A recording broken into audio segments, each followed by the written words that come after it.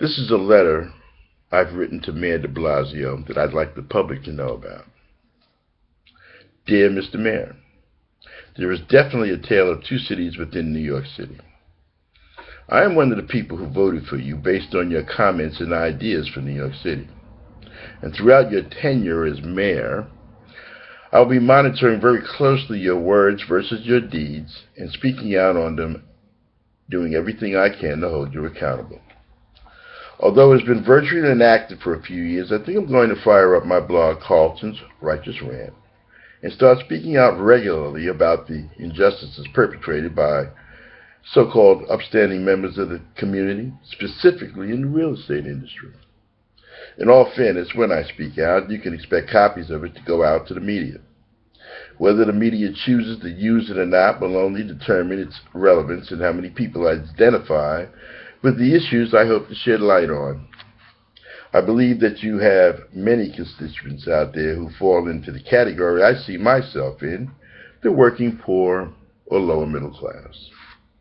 It appears that former Mayor Bloomberg and his associates have created an atmosphere, especially in the real estate industry, that totally ignores the income of people and allows rich landlords to buy their way out of affordable programs for tenants and charge what is called fair market rent. An example of fair market rent would be a two-bedroom apartment in Long Island City for $4,000 per month.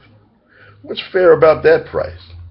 Based on the formula that states 30% of one's income should be spent on rent, that tenant would need to make $139,680 annually in order to satisfy that formula.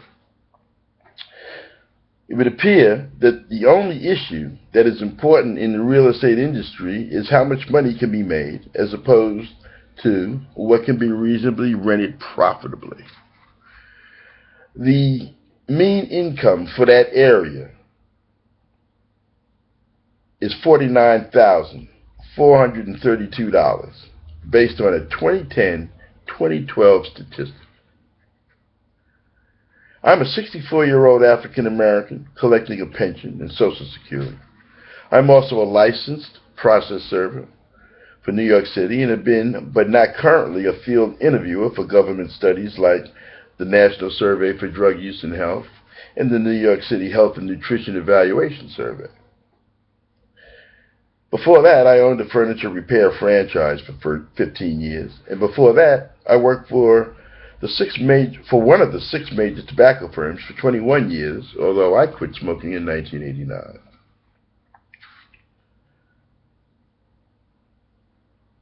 I've been a productive, voting member of the community all of my life.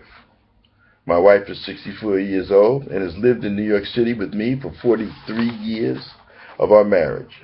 She is an administrative assistant, not making in salary what her efforts deserve. Retirement is not an option for either one of us. My wife and I personally have been living in a building in Kew Gardens that was formerly a Mitchell Armour building, where the rent had been reasonably affordable since 1978. However, the landlord was allowed to buy his way out of the program early, which allowed the property to become a building that was not regulated by rent stabilization. It was allowed to be rented in the category of fair market rentals. The landlord was now, because there is no regulation, offers one-year leases without telling prospective tenants that their leases will increase by $200 a month the following year, and another $200 increase the year after, and so on. Very few tenants stay past their one-year lease, and the landlord doesn't seem to care.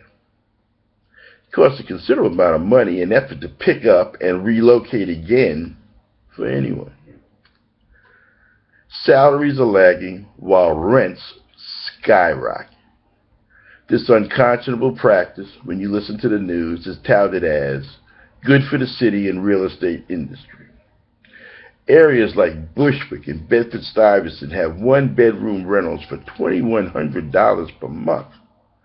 The median income for these neighborhoods is $36,535, where these tenants take on roommates to afford the rent. This is absolutely disgraceful and greedy. A current news article on CBS News stated that Flushing rents are beginning to match Manhattan rentals.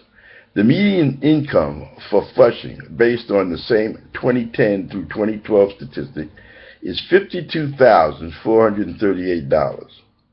Long Island City looks and rents like Manhattan.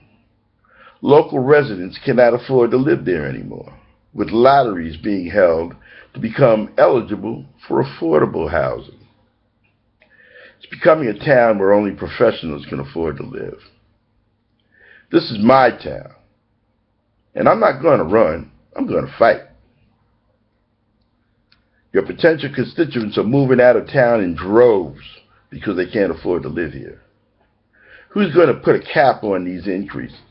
Where will it stop? Is the sky the limit?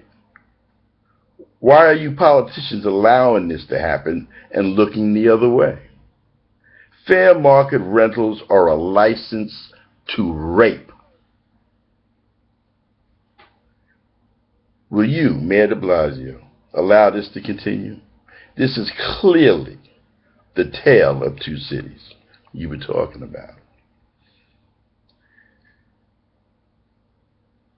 Is this history repeating itself, of which there are examples? Rome, for the have-nots, a loaf of bread and admission to the circus. France, for the have-nots, let them eat cake. That brought on the French Revolution. I believe Mayor Bloomberg, during his tenure, offered free transportation to another state for the homeless. That's disgraceful. What I also find annoying is how everyone, and I mean everyone, looks the other way. What are you going to do about it, Mr. Mayor? Sincerely, Carlton Reese, a threatened constituent.